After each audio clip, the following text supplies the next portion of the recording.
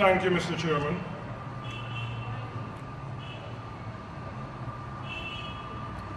Honorable Portia Simpson Miller, leader of Jamaica's parliamentary opposition.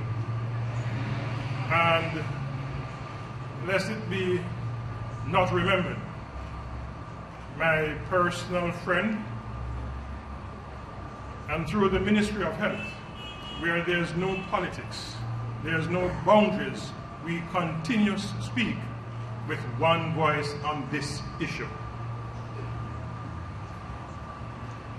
Mrs. Alison Leacock, Executive Director, Caribbean Broadcast Media. Mr. Foodrich, UNICEF representative. Dr. Kevin Harvey, the man charged with the responsibility in the Ministry of Health to lead the charge against HIV.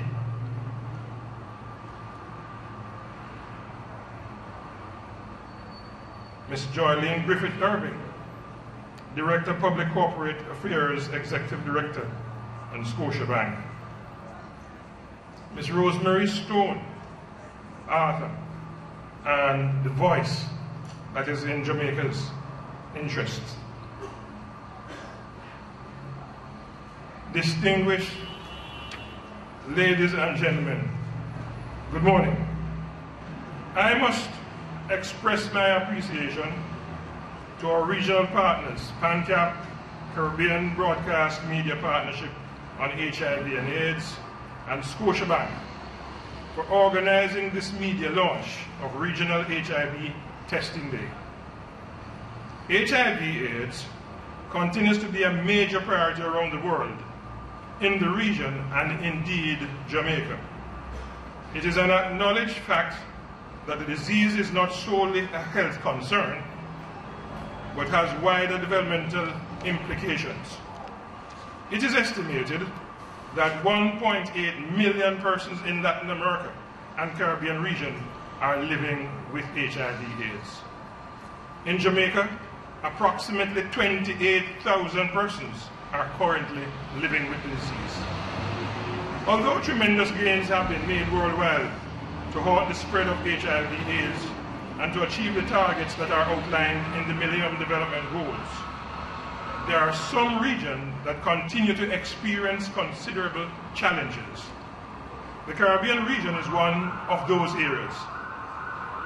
The region's vulnerabilities in respect of poverty, severe fiscal limitations, and other social economic factors demand that we do not lose our sense of urgency in respect of AIDS. It is important that we are having this regional HIV testing day during Child Month. Jamaica's data on pediatric AIDS show a 31% decline in the number of pediatric AIDS deaths since 2006. This is a significant decline, and it is due to increased access to treatment by HIV children. We would like to see an even more significant reduction in the number of pediatric AIDS deaths and in the number of children contracting the disease. There has been an increase in the access to antiretroviral drugs, and as a result, mother-to-child transmission has been reduced to less than 5% from a prevalence of more than 25% in 2004. I'm urging all women who are pregnant to get tested. Treatment is available for you. Your unborn child can be spared the consequences of living with the disease. I'm appealing to our men to do the right thing and get tested so that they can know their status and take necessary steps to protect themselves, their partners, their families, and loved ones from the challenges that come with being infected or affected by this dreaded disease. Knowing your status is the first step in fight against HIV/AIDS that every one of us make at a personal level. From the level of the Ministry of Health, we continue to provide treatment, care, support to persons living with the disease. There's access to free antiretroviral medication. We have a number of sites where testing is carried out, Last year, over 225,000 tests were done, including at private labs. Between January and March this year, 58,000 tests were done. We hope to significantly increase figures with this outreach initiative, such as this one. Jamaica needs to do more to end stigma and discrimination against disabled persons, persons with mental illness, and persons living with HIV/AIDS.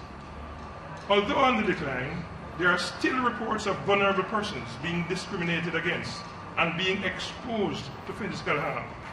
The time has come for this to end. The Ministry of Health is exploring the possibility of making amendments to the Public Health Act and relevant public health regulations. The intention is for HIV/AIDS to remain a notifiable disease, but that certain provisions in the relevant regulations that could be regarded as discriminatory would be removed because they do not apply with respect to HIV/AIDS. Jamaica must move beyond talk and to demonstrate in tangible ways our commitment to the fundamental human rights of all our citizens. We must ensure that provisions in our laws are not inappropriately applied to the disease and that they are consistent with international human rights obligations. Policymakers, technocrats, and our partners in the non-state sectors must unite to broaden the range of freedoms that our people must enjoy. I urge the Caribbean media, CARICOM community, and our donor partners to continue to support our policymakers in advancing development agenda for the region. Ladies and gentlemen, the Ministry of Health, the Jamaican government is irrevocably committed to continue the fight against AIDS. I thank you.